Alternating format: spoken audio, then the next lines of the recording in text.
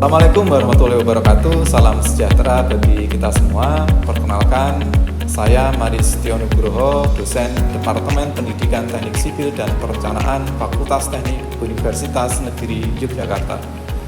Dengan NIDN 0011019105, pada kesempatan kali ini saya akan membawakan video berkaitan dengan mata kuliah Analisis Struktur 2, di mana mata kuliah Analisis Struktur 2 merupakan mata kuliah wajib yang harus ditempuh oleh seluruh mahasiswa di Prodi Pendidikan Teknik Sipil dan Perencanaan pada semester 2 dengan bobot 2 SKS. Mata kuliah ini membahas tentang konsep dan analisis gaya normal, gaya lintang, dan momen pada konstruksi statis tertentu yang mencakup konstruksi balok gerber, pelengkung tiga sendi, dan konstruksi rangka batang. Capaian pembelajaran pada mata kuliah Analisis Struktur 2 terdiri dari yang pertama, mahasiswa bertanggung jawab dan memiliki motivasi untuk mengembangkan dirinya melalui pembelajaran Analisis Struktur 2. Yang kedua, mahasiswa mampu menjelaskan konsep dasar balok gerber dan mampu menganalisis gaya-gaya yang bekerja pada konstruksi balok gerber pada berbagai bentuk dan pembebanan. Yang ketiga, mahasiswa mampu menjelaskan konsep dasar konstruksi rangka batang dan mampu menganalisis kestabilan struktur rangka batang, gaya batang, serta menghitung defleksi yang terjadi pada konstruksi rangka batang. Sedangkan yang keempat, mahasiswa mampu menjelaskan konsep dasar konstruksi pelengkung tiga sendi serta mampu menganalisis gaya-gaya yang terjadi pada konstruksi pelengkung tiga sendi pada berbagai bentuk dan kondisi pembebanan. Rencana perkuliahan yang ada pada mata kuliah ini yaitu pada minggu pertama sampai keempat ini membahas tentang konstruksi balok gerber. Sedangkan pada minggu kelima hingga minggu ke-10 ini membahas tentang konstruksi rangka batang, dan untuk pertemuan di minggu ke-11 sampai minggu terakhir atau ke-16 yaitu konstruksi pelengkung tiga sendi. Teknik penilaian yang digunakan pada mata kuliah ini terdiri dari dua, yaitu penilaian secara kognitif dan penilaian secara partisipatif. Untuk penilaian secara kognitif terdiri dari aspek kehadiran sebesar 5%, kemudian tugas prosentasenya 10%, kemudian ada UTS 15% dan UAS 20%. Untuk indikator penilaian partisipatif terdiri dari dua, yaitu studi kasus ini 25% dan juga team based project sebesar 25%. Metode pembelajaran yang digunakan pada mata kuliah Analisis Struktur 2, yang pertama menggunakan metode ceramah, kemudian yang kedua menggunakan metode tanya jawab, yang ketiga menggunakan metode diskusi, sedangkan yang keempat menggunakan metode studi kasus, dan yang terakhir adalah menggunakan metode team based project. Materi yang akan saya sampaikan pada video ini yaitu materi pada pertemuan kelima membahas tentang pengertian konstruksi rangka batang, konsep kestabilan struktur, dan juga analisis kestabilan konstruksi rangka batang.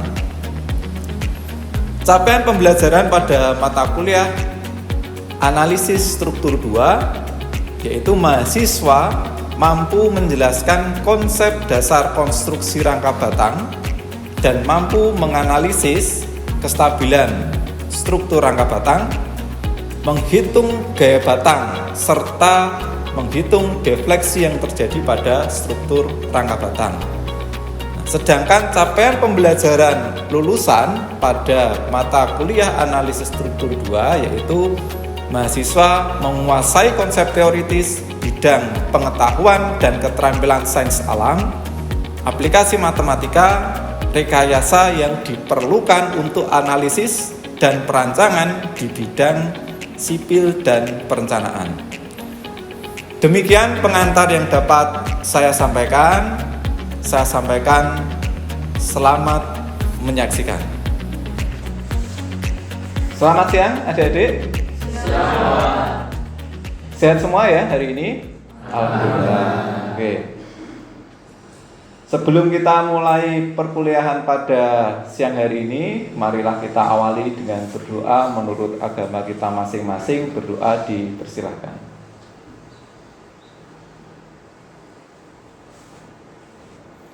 Berdoa tidak dibatasi. Sebelum kita mulai, saya presensi dulu ya untuk kelas pada siang hari ini. Mohon yang hadir untuk merespon kehadirannya dengan angkat tangan. Oke, yang pertama Sofi Paramita hadir. Oke, Rasti Hadir, Pak. Faris Hadir, Pak. minggu lalu nggak masuk kemana? Kemarin saya ada acara keluarga, Pak. Oke, mohon diperhatikan ya untuk keaktifan perkuliahannya, mengingat maksimal ketidakhadiran hanya 4 kali. Baik, Pak. Lalu Muhammad, Hadir, Pak. Rachel, Hadir, Pak. Lutfi, Hadir, Pak. Ahnaf, Hadir, Pak. Anggi, Hadir, Pak. Dede Haryono, Hadir, Pak. aku Yufa Wibowo. Hadir, Pak. Ada yang belum saya panggil?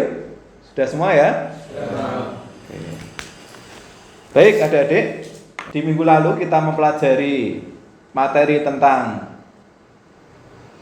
balok gerber. Di minggu ini atau di siang hari ini kita akan mempelajari analisis struktur berkaitan dengan konstruksi rangka batang. Ada yang tahu konstruksi rangka batang itu apa? Belum tahu. Belum ya? Oke, kita akan pelajari bersama-sama. Oke adik-adik,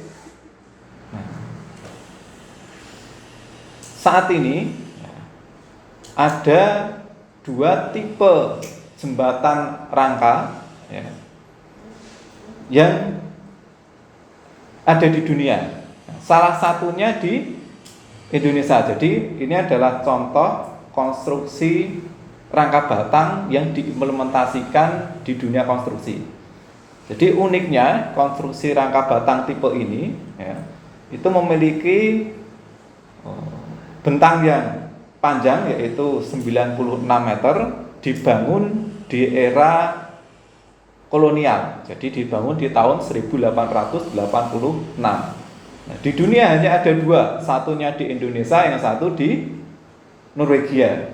Nah, hanya saja dari 2 tipe jembatan ini hanya satu yang berfungsi sampai sekarang, yaitu yang ada di Kulon Progo, ya, di atas Sungai Progo. Nah, jadi kalau tahun 1800 sampai sekarang diperkirakan sudah lebih dari 200 tahun. Nah, jembatan yang ada di atas Kali Progo ini ya, sudah dibangun 200 tahun lalu, namun sampai sekarang masih berfungsi dengan baik. Artinya, dalam proses perencanaan dan perhitungan, nah itu direncanakan dengan baik. Siapa yang di sini pengen menjadi desainer atau engineer di bidang jembatan? Oke, nah maka dari itu pentingnya mata kuliah ini ya, materi ini tentang konstruksi rangka batang, salah satunya yaitu untuk melakukan perhitungan atau analisis struktur berkaitan dengan gaya-gaya yang ada pada konstruksi rangka batang. Capaian pembelajaran kita pada siang hari ini yaitu yang pertama, adik-adik diharapkan setelah mengikuti perkuliahan ini memiliki motivasi untuk mengembangkan diri, berpartisipasi aktif ya dalam perkuliahan dan memiliki tanggung jawab. Oke.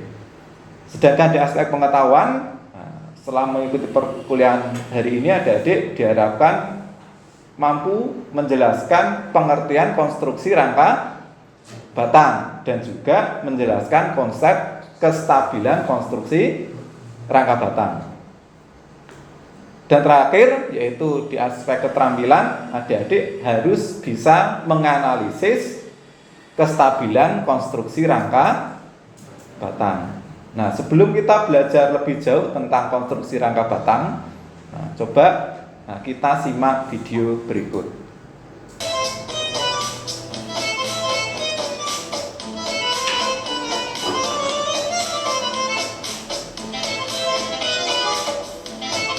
Semutnya buat apa itu? Jadi semut itu dalam aktivitasnya dia bisa membuat jembatan untuk sarana atau jalur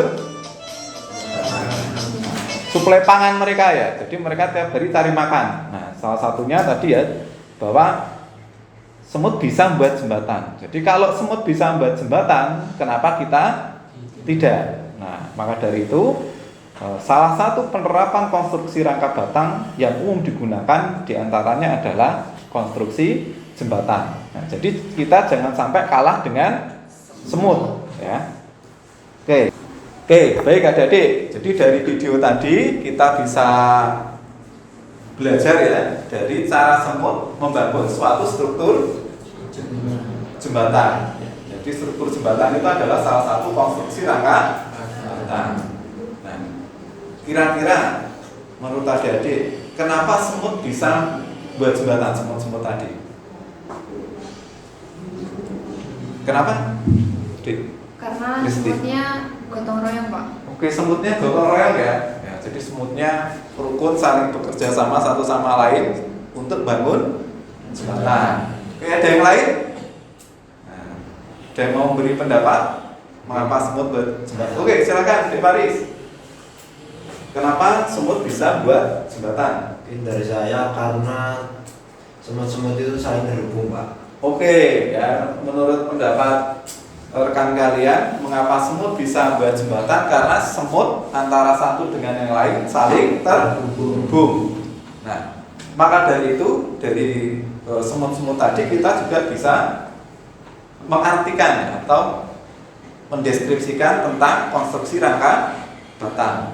Jadi, konstruksi rangka batang tidak lain adalah suatu konstruksi yang tersusun. Nah, jadi kenapa semut tadi bisa membuat jembatan? Karena semutnya lebih dari satu. Nah, jadi sehingga dia bisa tersusun antara semut satu dengan semut yang lain. Selain tersusun, dia juga harus terhubung. Ya, jadi dihubungkan satu dengan yang lainnya. Jadi walaupun semutnya banyak tapi tidak saling terhubung, juga tidak bisa membuat konstruksi rangka batang. Oke, nah tujuan dari konstruksi yang tersusun tadi adalah untuk menahan gaya luar secara bersama-sama. Jadi konstruksi rangka batang itu nanti akan menahan gaya luar secara bersama-sama dari susunan batang satu dengan batang yang lain. Oke, bisa dimengerti ya, adik-adik bisa dipahami ya. Oke, jadi konstruksi rangka batang apa, Mas Faris? Adalah suatu batang yang terhubung satu sama lainnya. Oke, jadi suatu struktur yang tersusun dari batang-batang yang terhubung antara satu dengan yang lain. Jadi adik-adik kalau lupa tentang pengertian konstruksi rangka batang, ingat saja semut merah ya. Jadi semut merah tadi bisa membangun struktur jembatan.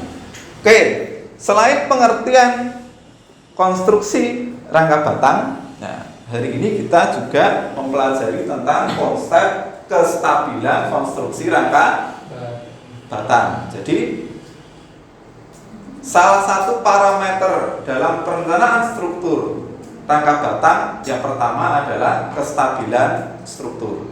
Nah, adik-adik ada yang tahu bedanya struktur yang stabil sama labil? Belum. Oke, kalau belum ada, saya minta bantuan 2 orang. Nah, mungkin yang belakang, silakan. Oke, satu lagi siapa? Oke, silakan. Minta bantuannya ya. Oke, berdiri di sini. Di sampingnya. Oke, ini kita akan mempraktekkan perbedaan struktur yang stabil dan labil. Di mana syarat pertama struktur stabil itu harus membentuk segitiga. Oke, ini yang pertama. Coba kakinya rapat. Nah, ini kalau temanmu tidak bentuk kuda-kuda ya. Jadi kayak pesilat itu ya, buat kuda-kuda ya. Jadi bentuk struktur segitiga. Coba agak mundur dikit. Nah, oke, kakinya rapat. Nah, saya minta tolong bantuannya Mas Faris untuk dorong temennya. Ya, ini kondisi pertama. Jadi tidak membentuk segitiga. Silakan didorong. 1, 2, 3. Oke, saya tangkap ya. Oke. Nah, kalau tidak membentuk struktur segitiga, nah temanmu ini akan mudah jatuh. Oke, akan mudah jatuh. Artinya dia tidak stabil atau labil. Nah, sekarang kita praktekkan konsep kestabilan yang kedua, yaitu harus membentuk elemen segitiga. Coba kuda-kuda kakinya. Oke. Nah, coba didorong deh. Ya, ini kakinya membentuk segitiga. Oke, silakan didorong. 1, 2, 3. Oke, baik. Jadi kalau suatu struktur itu membentuk segitiga, maka dia akan lebih stabil dibandingkan kondisi yang pertama. Nah, jadi tahu ya bedanya labil dan stabil. Jadi kalau labil itu mudah rubuh, mudah digoyang ya. Kalau stabil dia akan memiliki kekuatan untuk mempertahankan diri. Nah, itu kenapa adik-adik kalau lihat petarung-petarung baik pencak silat, taekwondo itu sebelum tarung kan dia kuda-kuda dulu ya. Tujuannya dia biar kakinya stabil. Ya, jadi adik-adik untuk syarat pertama struktur rangka batang harus membentuk segitiga. Oke, terima kasih di Zulfa dan Faris, silahkan duduk. Kita kasih aplaus buat teman-teman ya. Oke, jadi yang pertama konsep kestabilan.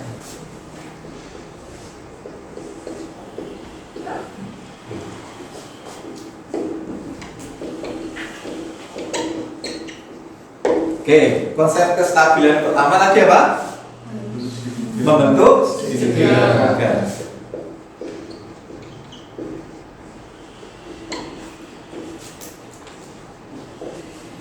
Oke, sedangkan konsep kestabilan kedua yaitu struktur rangka batang harus memenuhi persamaan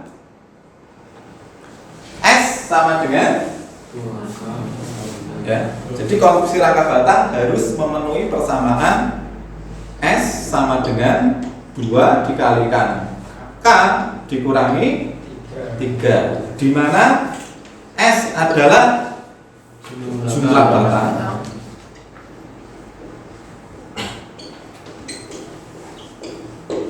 Kemudian K adalah jumlah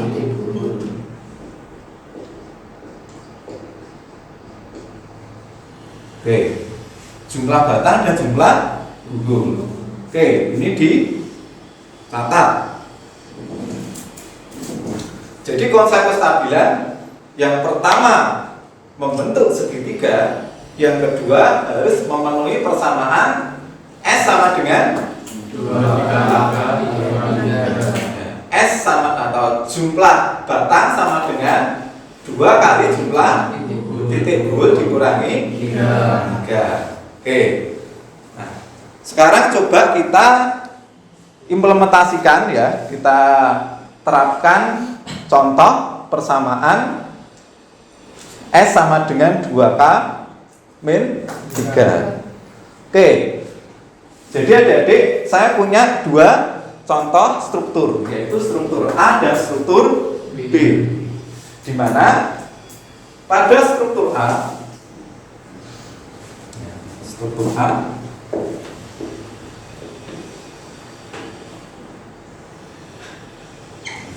memiliki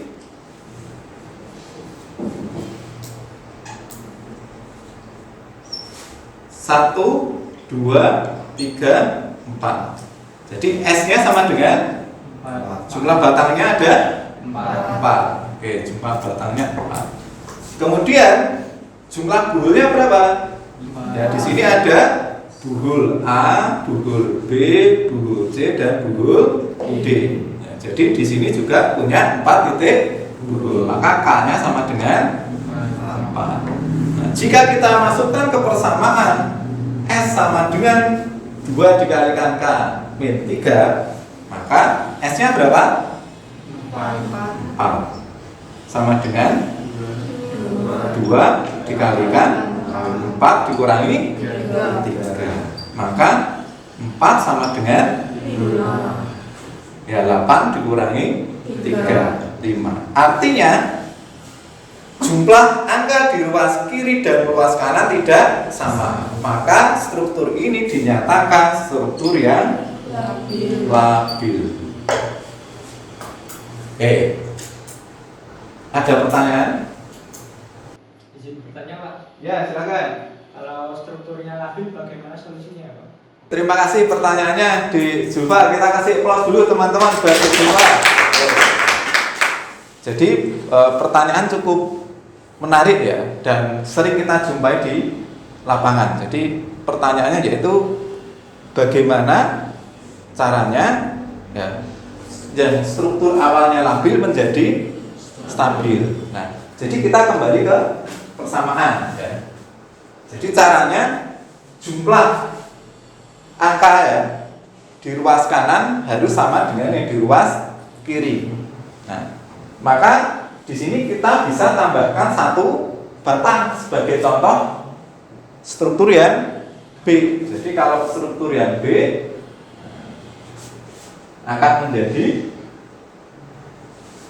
ya. Jadi ada batang 1, batang 2, batang 3, batang 4 dan batang 5. Dengan jumlah buhulnya berapa? 4. A, B, C dan D. Nah, jadi ditambahi batang ya. Karena kembali ke konsep atau persyaratan pertama. Jadi struktur itu akan stabil kalau membentuk segi 3. Sedangkan yang pertama ini bentuknya apa? Segi 4 ya. Kalau yang kedua membentuk segi 3. Nah, sekarang kita buktikan ya, apakah benar bahwa dengan menambahkan batang ya, nanti jumlah di ruas kanan dan di ruas kiri akan sama. Nah, coba siapa yang bisa menyelesaikan contoh yang B ini? Saya, Pak. Oke, silahkan Dek Rasti. Yang lain memperhatikan ya. Oke, jadi ditulis dulu S-nya ada berapa? S-nya ada 5. Oke. K-nya jumlah buhulnya ada 4. Oke, dimasukkan ke persamaan. Oke, 5 sama dengan 2 kali 4 dikurangi 3 ya. Ingat tadi ya, jumlah batang harus sama dengan jumlah titik buhul dikurangi 3. Oke, jadi stabil atau tidak? Stabil. Oke, terima kasih Dek Rasti, kita kasih plus untuk Dek Rasti ya. Oke. Jadi ini menjawab pertanyaan rekan kalian tadi ya. Jadi caranya biar yang labil jadi stabil ya, dengan menambahkan batang ya, agar membentuk segi 3.